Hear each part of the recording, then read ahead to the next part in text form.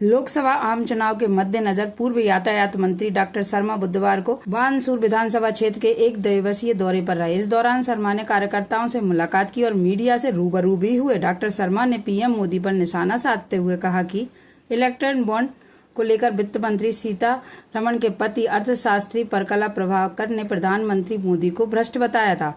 उन्होंने कहा कि भाजपा को 400 पार सीटें क्यों चाहिए? अगर उनकी 400 सीटें आती हैं तो वह संविधान के साथ छेड़छाड़ करेंगे।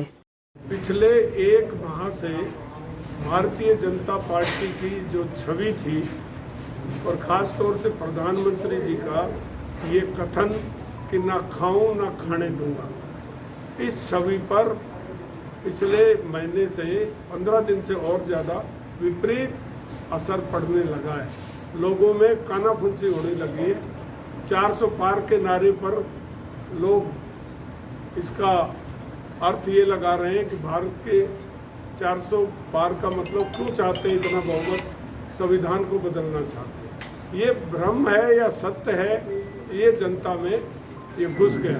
प्रधानमंत्री को चाहिए, 3 बड़े गंभीर प्रधानमंत्री पर आरोप लगे।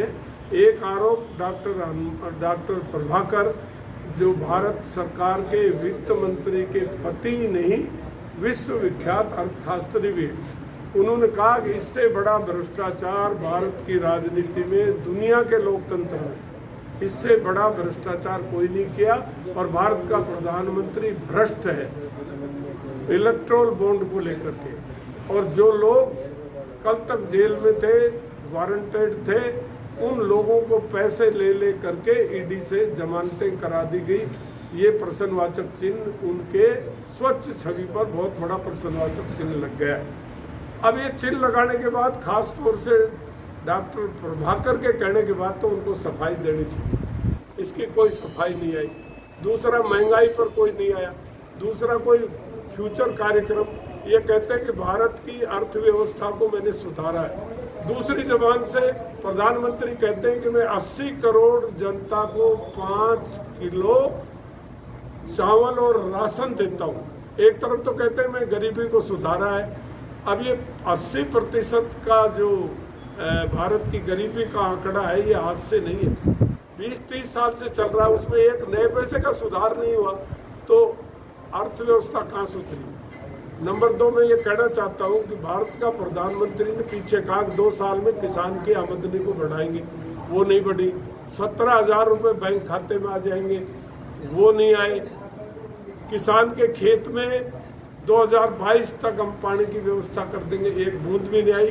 बल्कि प्रधानमंत्री जल योजना में अरबों रुपए का घोटाला हुआ, जो स्वयं की योजना थी, और इन्हीं के लोग खा गए, उन पर कोई एक्शन नहीं हुआ। तो जनता जवाब मांगती है। अब इसका जवाब प्रधानमंत्री को जल्दी देना चाहिए था, लेकिन अब तो चुनाव आ गए।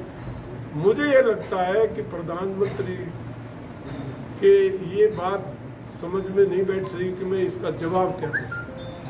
तो लोगों ने मौन स्वीकृति समझ ली कि प्रधानमंत्री भी इस बात से सहमत है। इसका खामियाजा चुनाव परिणामों में, इस लोकसभा चुनाव परिणाम में मोदी जी को भुगतना पड़ेगा। भारतीय जनता पार्टी के प्रति रोष नहीं है, रोष केवल 2 आदमियों के प्रति है। अब वो दोनों आदमियों ने पावर ऑफ अटर्नी पूरी बीजेपी की ली हुई है, तो अब उनको इसका जवाब देना चाहिए। नहीं जवाब देंगे तो उनको नुकसान होगा। मुझे नहीं लगता कि अगला राज्य के प्रधानमंत्री मोदी